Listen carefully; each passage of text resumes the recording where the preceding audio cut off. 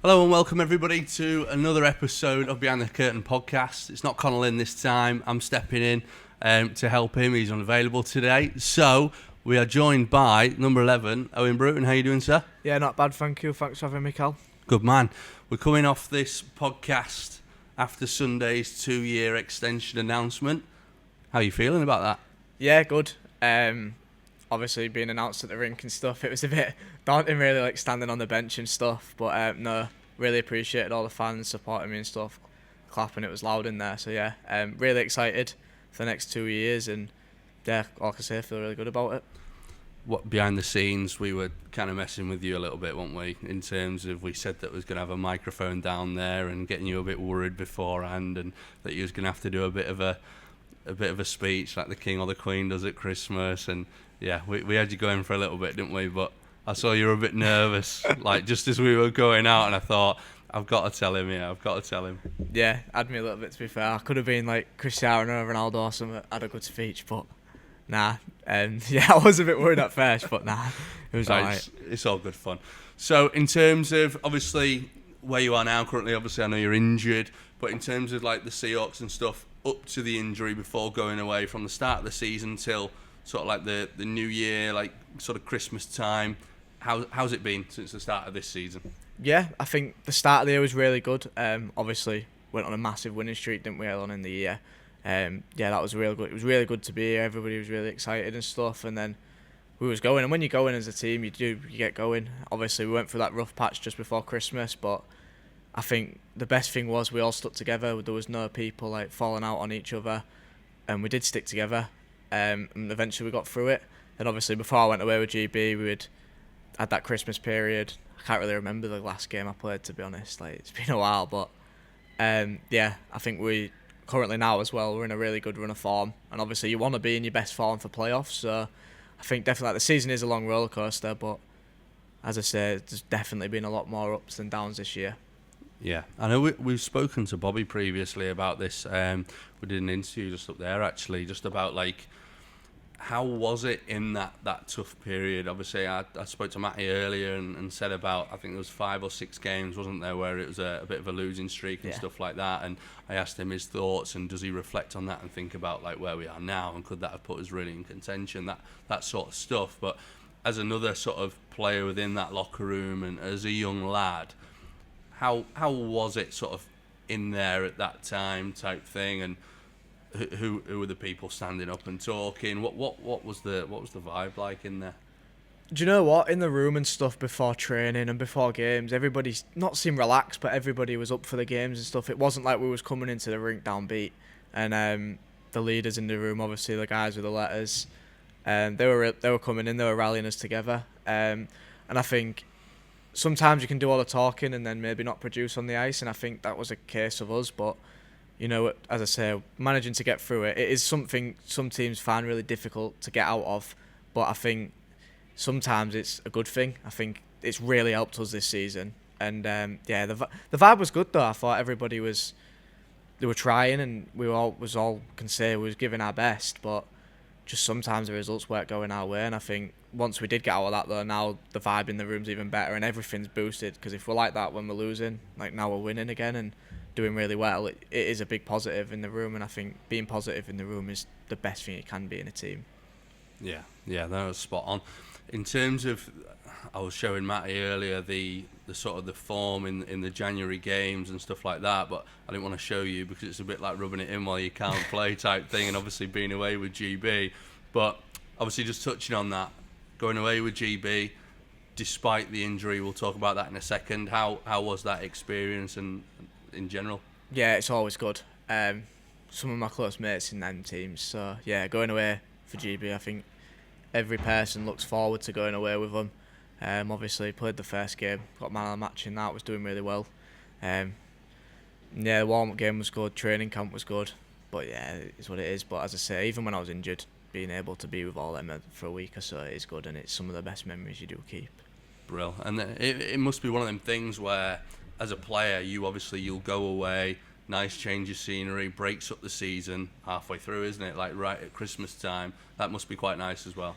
Yeah, I've preferred 18s because it was like April, but obviously we missed playoffs, so that was frustrating. Because obviously, like last year, we sat watching the games and stuff. We couldn't really felt a bit helpless because we couldn't come back. But nah, I think the 20s is it's good that it's in Christmas because like hopefully you're in mid form of the season. You're like you're up, you go in, you're halfway through, you're fit, you're healthy. So yeah, I do like going away like just after Christmas. You say fit and healthy, and then Yeah. obviously you go away with GB, and the injury comes. Just talk us through the injury for people that won't have obviously have watched the game if they were working or anything like that. Just describe the injury to us and sort of just give us a bit more context. Basically, the puck got chipped down into our D zone. I've gone to like chip it up the wall, and like as I've extended to like chip it, this big Lithuanian kid's just come and absolutely ram one of my shoulders. Just took a little tumble, and then obviously I think with the adrenaline I was alright. I got up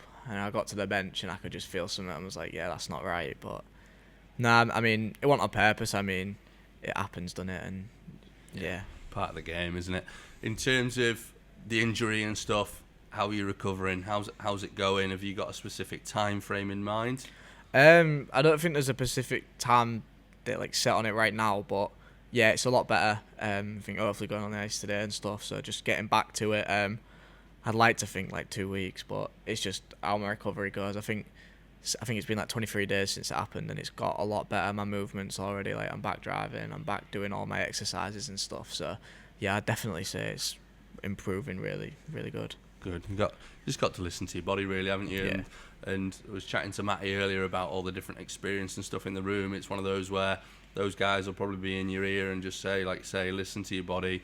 You'll know when it's the right time to come back, and just doing all the right things to make sure you come back as a healthy lad, because the last thing you want to do is come back too early and it just be a constant problem, because shoulder injury seems to be quite a common sort of injury in ice hockey, don't they? Obviously, your line mate James Spur out at the minute as well. Yeah, it's weird just both sitting up there watching like kind of similar injuries as well. So it is strange, but I mean, as I say, it's hopefully not too long that I'm back now. You just need to like combine the pair of you, then we'd have one Yeah. fit player at least. Something like that. Does that work with the shoulders? Is it his other shoulder? Or? I think it's his right as well, to be honest. Right, I don't really know. We are screwed then. So then, in terms of, obviously, if you're looking a couple of weeks down the line, and your full focus will be on that, obviously, the return, being healthy and sort of getting your self back into the game, getting your fitness and your sharpness back up. From now to the end of the season, what are you thinking in terms of the Seahawks and yourself as well? I think for myself, just mainly just getting back, getting fit, hopefully providing for the team again, doing my role. Just want to, obviously watching it is a lot. It's quite painful not watching and not being able to play. So I think definitely that's something I want to do, just help my team and do my role. And then for us in general, I just think playoffs like Coventry, that is the goal. Obviously I went last year to watch, like as a fan, and it was a cool experience, and it's something I really want to be involved in. And I think everybody in that room does as well. So yeah, I think it's literally one word, and it's Coventry. Yeah, perfect. So getting yourself back fit, healthy, and then having a good run in for then. Obviously the other week when you weren't playing, you joined me up on the commentary as well, just to keep yourself sort of within it. And I was just going to sort of touch on there, how painful is it to watch, especially when the third line is out, and that's when I mentioned it to you on the commentary. Yeah. How painful is it to see that line out, and then if you were fully fit and everything, you'd obviously be out there.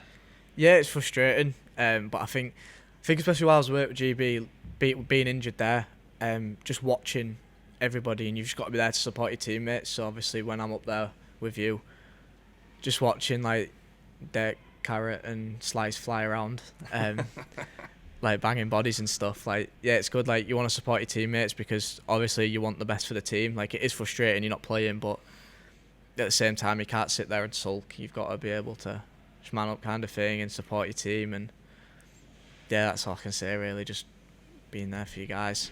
Super. And then just going back to, I'll say day one, you joined obviously when the first sort of season of the Seahawks came around. Yeah. You played for the Hull Jets, they were in the league below type thing, and obviously you come up and made a massive sort of impact, got a lot of ice time as a 16-year-old kid, and obviously you're 18-year-old now. You're not 19 yet, are you? Nah, I'm 18. No, but how have them sort of 2-3 hockey seasons been for you since sort of like coming in, say, day one at the Seahawks to where you are now, just like on and off the ice, I guess, in terms of like playing, the mentality sort of week in, week out, from the first season being down near the foot of the table to say where we are sort of now. How is that? How was that? What's the transition sort of been like? To be honest, I think it's something that I've really enjoyed. Like, obviously stepping up to Steenies, it's a big thing. I was still playing 18s that first year. I played like a few games there, so yeah, it was a big shock, like the speed of it all and stuff. But then to see, as a club, as we've gone through the ranks and being here all the time, like seeing everybody and seeing how the club's grown, like just with a fan base and stuff, obviously like the attendance we're getting now, it's great. So yeah, where we are now, we're in a really good spot considering what happened the first year. But as I say, it's an ongoing uphill, and that's exactly what we want. So it's definitely, and I think that's the main reason I signed another 2 years. It's something really good going on here, and it's like something I'm looking forward to keep being part of. Perfect. And that sort of leads me on nicely to my other question was, being a Hull lad, what is it like sort of stepping out onto that ice every week? I bet you think obviously now about that more than ever, being injured, but how does it feel as a Hull lad going out there and stepping on the ice in front of all other sort of local fans? Yeah. Who just get it? Obviously, one of the Hull's own from sort of day one, 16-year-old kid to where you are now. How is that to play in sort of the rink week in, week out now in what is on average of about 1,300 fans? Yeah, it's really good. I see a lot of faces out there that I see every week. Obviously, the big Bruton fan base sits in F Block, so there's a lot of them. Just being able to play in front of my family and then everybody local in Hull, like, all friendly people. They all talk to you before the games and stuff. Like, if you're out and about and you ever see anybody, they'll come over and talk to you, and like, that's what you want. You got time for people like that. So yeah, it's really special. It's a cool moment.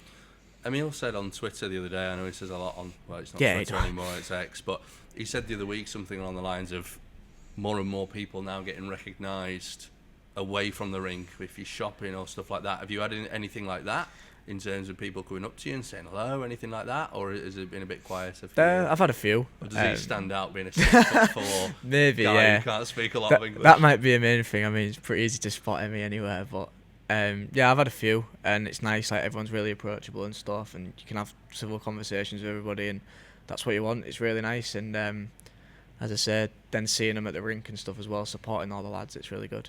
Perfect.